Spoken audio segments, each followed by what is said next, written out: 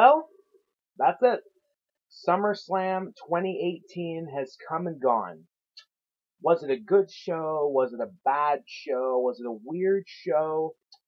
Um, to be honest with you all, SummerSlam 2018 was a good mix of all three categories I just mentioned. There was the good points, there was the bad points, and then there was the weird points. But it's time to talk about it, see what made it tick, see what got our interest, see what disappointed us, see what confused us.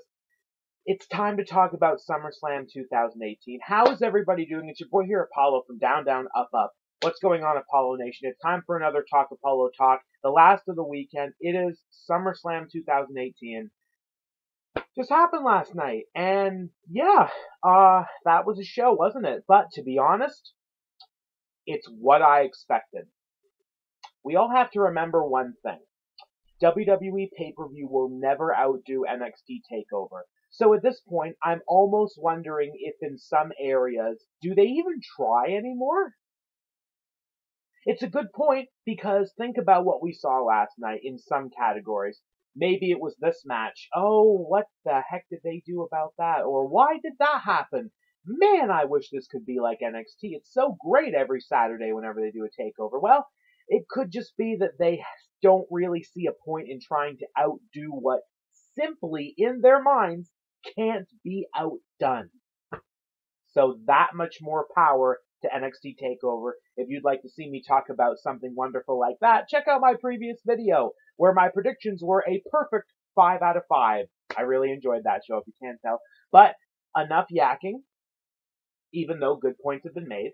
It's time to talk about SummerSlam 2018. Now, well, obviously, it's one of the longest shows that WWE does. It's a Big Four pay-per-view, so obviously a 2-hour kickoff. We had 3 matches on the kickoff, few special guests and whatnot. Obviously, the panel included Otunga, Booker T, Renee Young, the other guy, and JBL was there talking at some point too, and Jerry Lawler showed up, so, just talking, good stuff like that. Some other interviews. Samoa Joe, a really great interview with Renee Young there.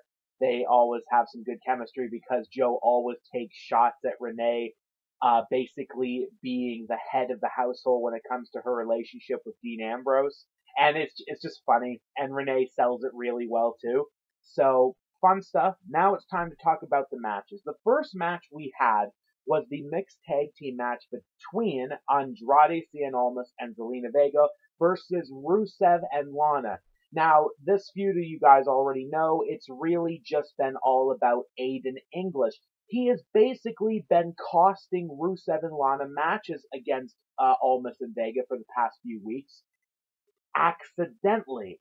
So, the least we expected for this match was English to once again come out and try something.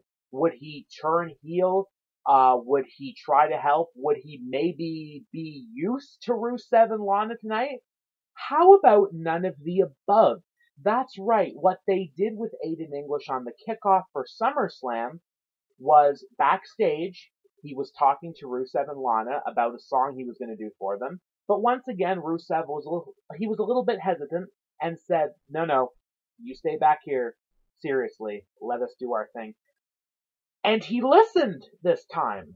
That was a big surprise. I'm dead serious. Aiden English did not come out the entire match or after the match. Aiden English was not seen in the arena wherever, nowhere during the match. It was very confusing because we all thought this would have maybe been the point where Aiden English's true intentions would be revealed. But no, I guess they didn't see SummerSlam kickoff as the time to do it, because it's a shame. It would have made this at least a bit better, even though a lot of people don't see the point of Aiden English and Rusev feuding. I would have thought by what they did, he would have done something. But moving away from Aiden English, the match itself, it was okay. It basically got super interesting when Lana finally got tagged in. She hit some new moves, and it was actually pretty good. I think she got a spin-a-rooney in there at some point. So Lana's doing good right now. The finish, though, was a bit rushed, it felt like, and it felt a little bit disappointing. Almost distracted Lana. Rusev was there, but then he tried to hit Almost and then just took himself out on the barricade. Almost gets up again. Lana slaps him, but a roll up by Zelina Vega. 1, 2, 3, and it looked really bad because Zelina was supposed to have her feet on the rope, but she couldn't reach the first time. She got it at the end. No discredit to her at all. You can't do everything perfect all the time. But like I said, the match itself, the finish felt really rushed and it left a bit of a sour taste.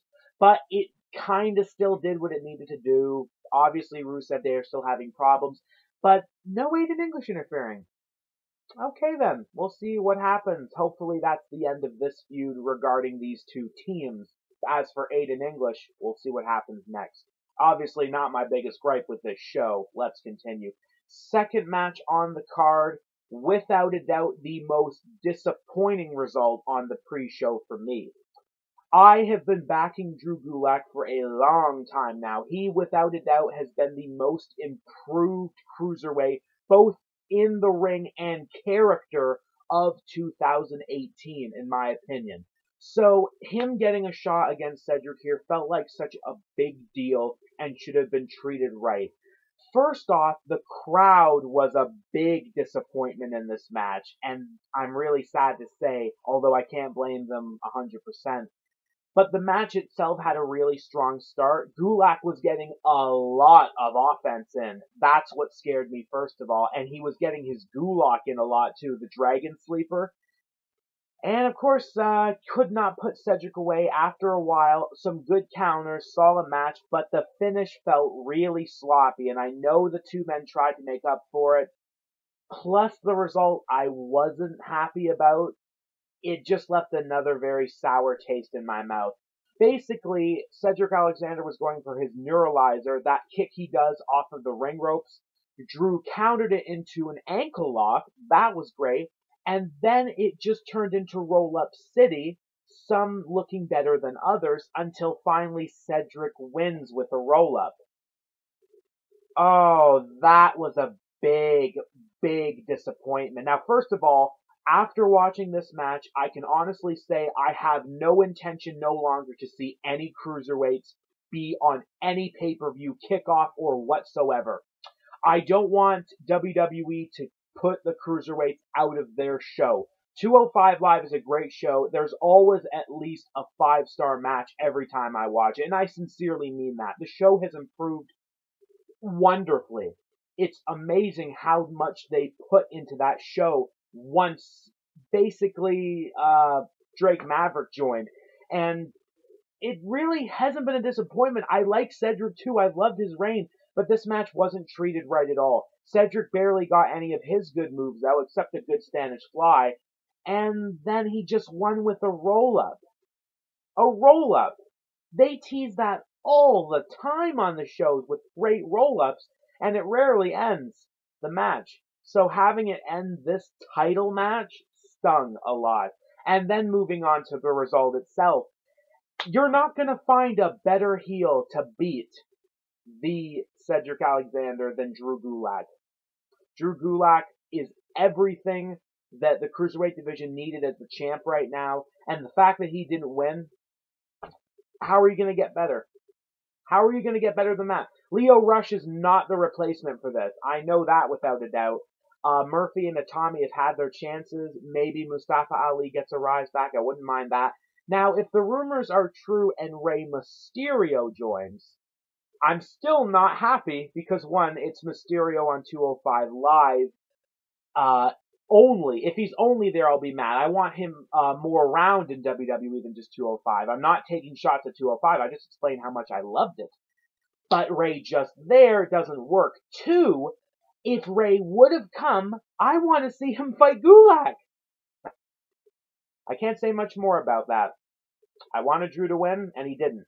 I'm very biased in this decision, so we'll see what the reign of Cedric comes to next. Hopefully this isn't the end for Drew Gulak.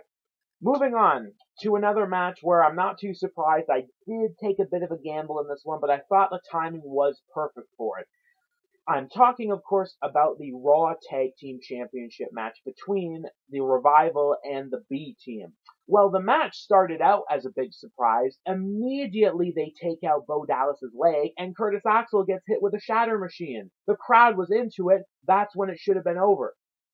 But no, the Revival just went back to work. Immediately when the match did not end after all that, I immediately had flashbacks to the Club, Luke Gallows and Carl Anderson, versus the New Day at Clash of Champions 2016, when they hit the big stuff in the first minute and a half, and then the match is still going. It's like, no, they're not going to win. And it was the same result here. B Team, well, Bo finally found a way to hit his neck breaker, but he was a little bit hurt. He finally tagged in Axel. Revival still trying to get control of the match, and what happens? The same kind of shenanigans. A roll-up that gets broken up by another B Team member to push his own friend into the pin. That's right, Axel was going for the perfect plex. Didn't hit it. There was a distraction. Bo tried to take out the other member of the Revival. The other member of the Revival in the ring rolled up Axel, but the referee wasn't looking. So the other member of the Revival accidentally pushes Bo into the roll-up, turning the tides. Axel gets the pin, 1, 2, 3. B Team retained the titles. I like the B Team. I just thought this was the right time for the Revival to get it and shock the world. In the end, I think the safe rumor still might be that the B Team are going to go crazy until the Authors of Pain kill them. If that happens, it'll be a good payoff because I like the Authors of Pain, except not on Raw right now because they've been booked terribly. They're doing nothing. Titus Worldwide. Yeah, we really want to see that every week.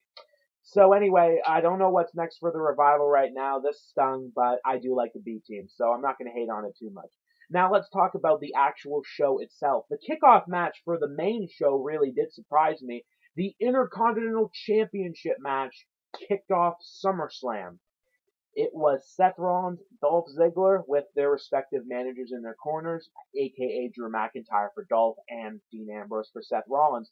This match was great. I don't know how they did it, but I felt like this was different from their other matches, including the Iron Man match. It was back and forth, it was fun, and the managers weren't exactly going crazy all the time. Just looking at each other and looking at Dolph and Seth, baby distractions. Not really much. Seth and Dolph were killing it. It was great, and the crowd was really into it. As for the finish, I know a lot of people wanted to see Dean turn heel at this show, and I was one of them. I finally concurred. His look right now is the perfect look for a heel Dean Ambrose. But that is not the case, not for this show anyway, because a dirty deeds to Drew McIntyre and a curb stomp to Dolph Ziggler results in a new IC champion. That is right, Seth Rollins won. He is a two-time IC champion. Just like Dean Ambrose. I think Dean Ambrose is a two-time IC champ too, so that's pretty cool. That's pretty cool. Good feel moment to start the show. Two members of the Shield leave happy, only one left, and I think he left pretty happy too. We'll talk about that later though. So moving on to the second match of the night, another championship match, this time from SmackDown. It was the SmackDown Tag Team Championships. The New Day, who won the little tournament, versus the Bludgeon Brothers. Now, I've talked about this briefly already. The Bludgeon Brothers, they haven't been booked properly since WrestleMania. It's been stale with the whole Usos rematch, the Club, and then Team Hell No. It just wasn't clicking properly like it should have, and I think Sanity is a big part in that, how they should have immediately been put against the Bludgeon Brothers. This put all of my fears to rest. This match was absolutely fantastic. I loved every bit of it, and I have no complaints, except the finish. The finish was definitely not needed for this show, because I like the WWE title finish better than this one. What was the finish, you ask?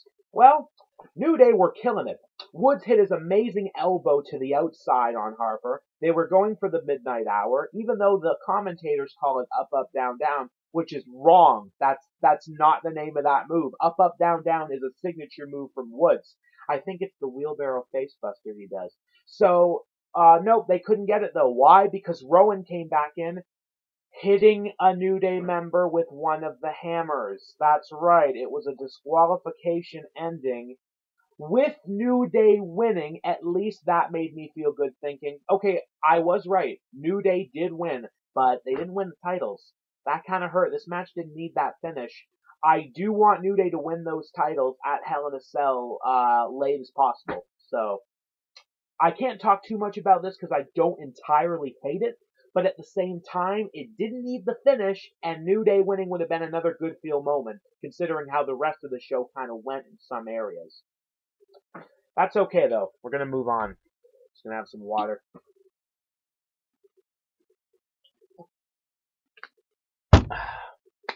Keep yourself hydrated. Moving on to the sixth match. Well, okay, it's time to talk about Kevin Owens versus Braun Strowman. I'm not entirely too surprised about this, and I was thankful I picked Braun, because what exactly happened? Well, I'll tell you. Absolutely nothing in terms of Kevin Owens. The only offense I saw Kevin got in this match was a super kick. This match, I think, was around a minute and 50 seconds. It was Braun Strowman's defining moment, really, in this whole feud against Kevin. Just took him out, destroyed him outside, a power slam inside, 1, 2, 3. Goodbye, Kevin Owens. You're done. Your reign of terror is over. Whatever Braun said in the ring, Braun Strowman is still Mr. Money in the Bank, Monster in the Bank, whatever you want to call it. The fact is, Braun still has that contract, and good things are possibly still going to happen at a later date. Not mad. I know a lot of people are probably ticked about Kevin.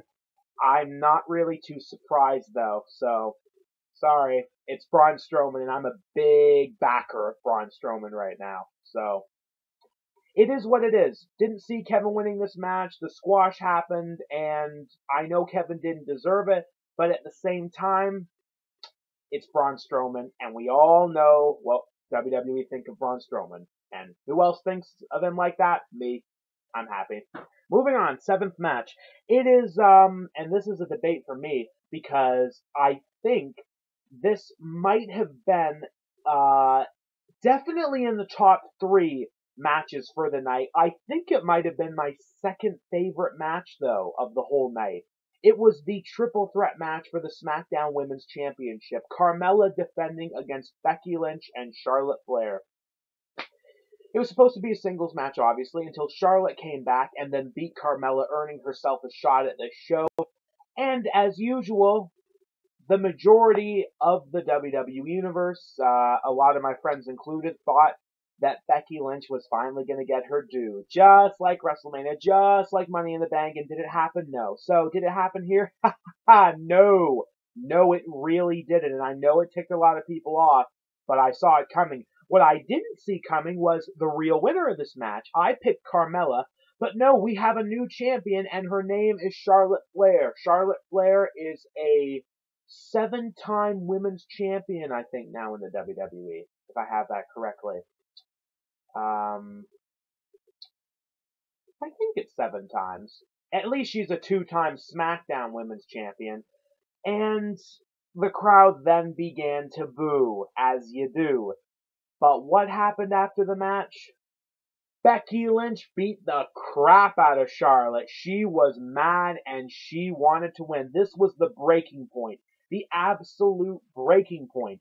Now, we thought Bayley and Sasha had their problems. This might be a legitimate feud now between 2 members of the Horsewomen. Can Becky Lynch finally win that championship and get the biggest win over Charlotte she's ever got? We'll find out, because the real feud has begun. This was handled fairly, and I'm not mad about it. Well done. We'll see what happens next. As long as Becky wins that title at some point, I think that's basically going to be the best satisfaction I'll get out of it. I know a lot of people feel weird, too, about Becky turning heel instead of Charlotte, but at least it's different right now. So let's try to enjoy it. Let's move on. 8th match we had, and this was a big surprise until the finish, the WWE Championship match. AJ Styles, Samoa Joe, 2 of TNA's biggest superstars, fighting at a Big 4 WWE pay-per-view for the WWE Championship. Of course, there were TNA chants. The match itself, it wasn't the biggest letdown, but the finish came into play. But that wasn't really my biggest gripe with it. It then turned into Rest Hold City at a few times. That was a bit of a disappointment. Not a bad match, though. There was a Six Styles clash that really looked like Joe took wrong, and it scared all of us. But thankfully, he kicked out. He's okay as far as I know. Good stuff, Samoa Joe. Now, I'm not going to talk too much about the match itself, other than I did enjoy it. Not as good as the SmackDown Triple Threat, though, that Charlotte won. I'm going to say that. Number one match, though, on the show for me. You probably guessed by now. We'll get to it. What happened exactly with the finish? Well, Joe was tearing it into AJ, and then he looks out in the crowd. He sees AJ's wife and AJ's daughter, and makes a comment that, oh, your daddy's not coming home, I'll be your new daddy. So the crowd obviously got crazy after that. AJ flipped out and he was already bleeding. He speared Joe through a barricade and then went crazy. He attacked the ring crew, started hitting Joe with a chair.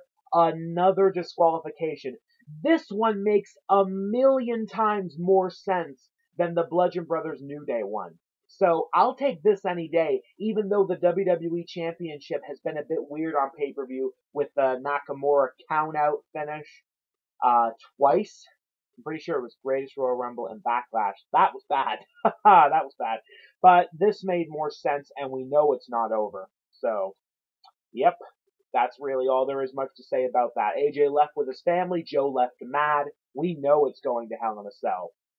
Cannot wait for those two. It better be in the cell because this is a feud that deserves it right now. Good stuff. Moving on. We then went to the number one match of the show for me, and I'm really not surprised about that.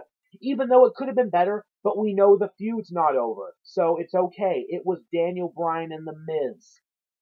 And it was good. Oh, yeah, it was good. It was fun to see Miz finally use Daniel Bryan's moves against Daniel Bryan. Oh, it was really amusing there.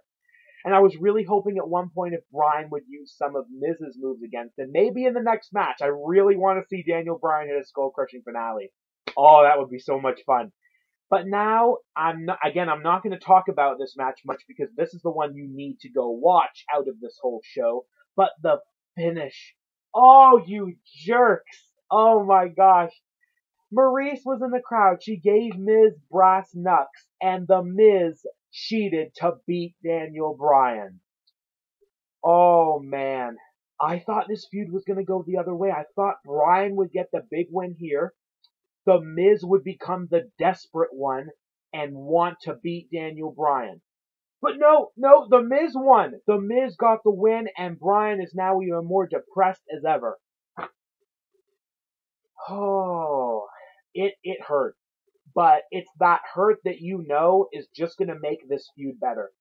So, I'm not going to complain about this either. And the more I talk about the show, the more I didn't really find it as annoying as I watched it the night before. So, that's a good thing. That's a good thing about this show.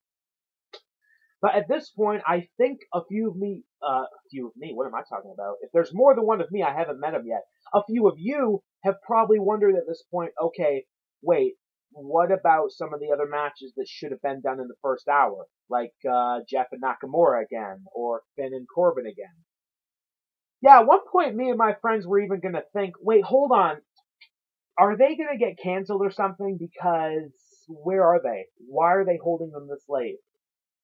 Well, it's time to find out exactly why.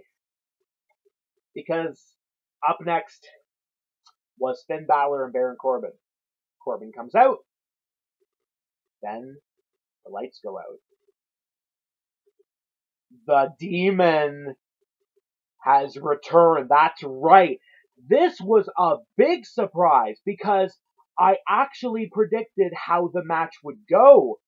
But the Demon for Baron Corbin, that was huge. I did not expect the Demon to return at SummerSlam. Finn Balor came out, Demon and all. He looked great. Loved the face paint design this time. The crowd was fully into it. And if you thought Kevin Owens was a squash match, at least he got a super kick in. Corbin got nothing. Finn Balor crushed him.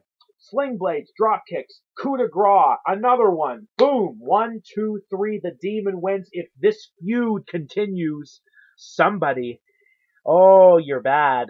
You are BAD. This was the perfect way to end it, and I'm really pleased about it. The Demon was a bonus too, and Balor is 3-0 at SummerSlam. Love it. Love it. I have no complaints about that, other than it went this long. Done. Moving on. It's time now to talk about the United States Championship match. Jeff Hardy, Shinsuke Nakamura.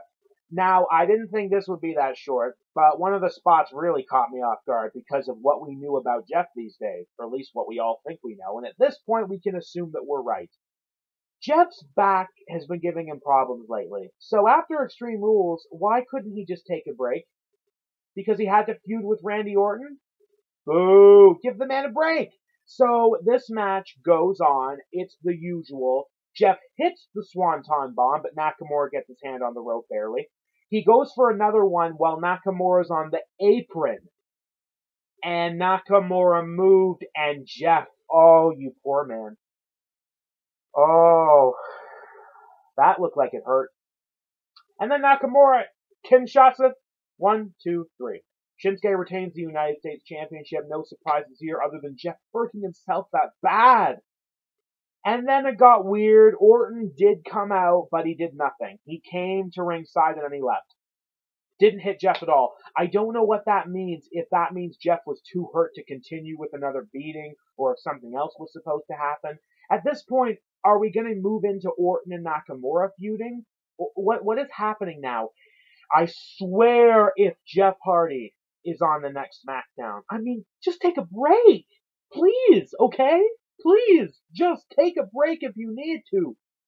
Oh, it just ticks me off, him putting his body on the line like that again. Oh, doesn't stop, does he? Let's move on. It's time to talk about the last two matches of the show. And with that, I'm going to need some more H2O.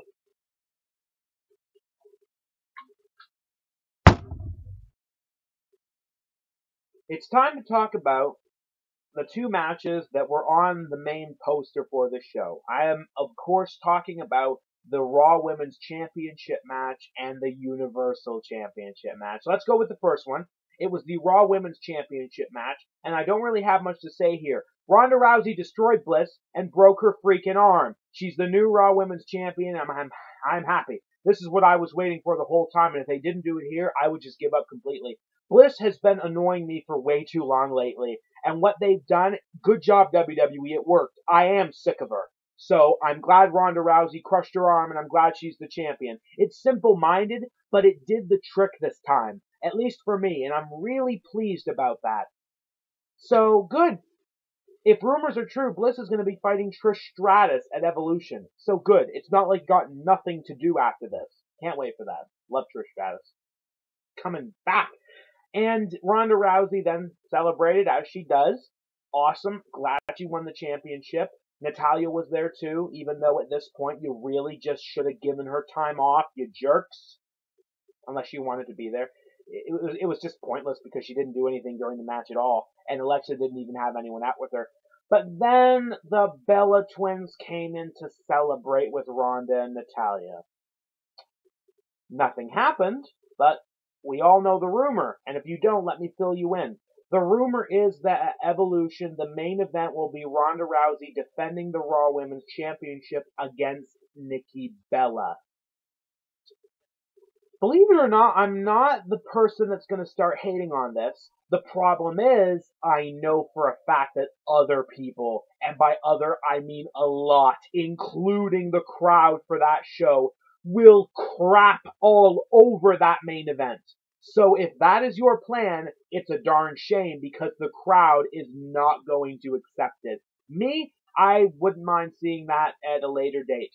But for Evolution, they're not going to be happy about that. We'll see what happens. But now it's time to talk about something else. It's time to talk about the Universal Championship match. Brock Lesnar, Roman Reigns, once again. They didn't pull the trigger at WrestleMania this year. Brock Lesnar retained the championship at WrestleMania. So now we're doing it again. We're going to get it right this time. We'll see. Because after the entrances, literally before the bell could even ring, Braun Strowman roared his way out here with his briefcase. Now, this completely caught me off guard because I was immediately having flashbacks to last year's SummerSlam. I love that main event. But Braun did not cash in right away. He informed both men that he is not a coward. He will tell his champ when he's going to cash in. And he wished both men good luck and said whoever wins is going to get these hands.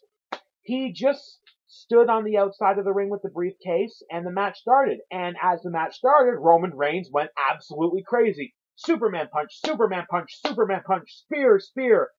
He was just hitting everything off the gates, but the third spear Lesnar caught into a guillotine. Roman fought out. Another guillotine, Roman fought out. So all that seemingly again for nothing at the beginning. Lesnar opened Suplex City, 3 suplexes, and F5 possibly on the way. He tried. Roman did not let that happen again. He went for another spear, but Lesnar threw him outside into Braun. Ooh, we're going to get a DQ for this? Not quite. Lesnar came out of the ring. He F5'd Strowman, and then he threw Reigns back in the ring. He beat up Strowman some more with the briefcase, threw it all the way down the entrance ramp, and then hit a few chair shots in too. He comes back in the ring with the chair. He looks back again at Braun, turns around, spear! 1, 2, 3. Roman Reigns is the new Universal Champion, and Braun Strowman did not cash in his briefcase. The show closed with Roman Reigns celebrating. Now, how do I feel about this? I am completely okay with it. I have no problems whatsoever with Roman Reigns winning like that and finally ending this part-time garbage. So, Braun has his contract still, and that's great. Roman Reigns is a new world champion, and I really don't have a problem with that. It ended in more of a good feel moment for me than I thought. And my original prediction was that this was going to stay clean, Brock would win, but it's a free-for-all with any shenanigans. And to be fair, this was really a free-for-all with all shenanigans. Yes, Roman did pin Brock after a spear, but Brock got distracted the whole match and whatnot, so I can't really say I was that off with this. There was shenanigans all around in this match. And Roman Reigns winning this and ending this whole feud and everything, it just feels so good to know right now that it's hopefully over and we can just get back to the usual with a world championship on Raw. I don't have much against Reigns these days other than what WWE has done for them. So good for you, man. You deserve it. You deserve it. So that really does it for my results and review video for SummerSlam 2018. It wasn't the great show. It wasn't a bad show. It wasn't the weird show. It was a good mix of both. And in the end, I can't really call it a bad SummerSlam.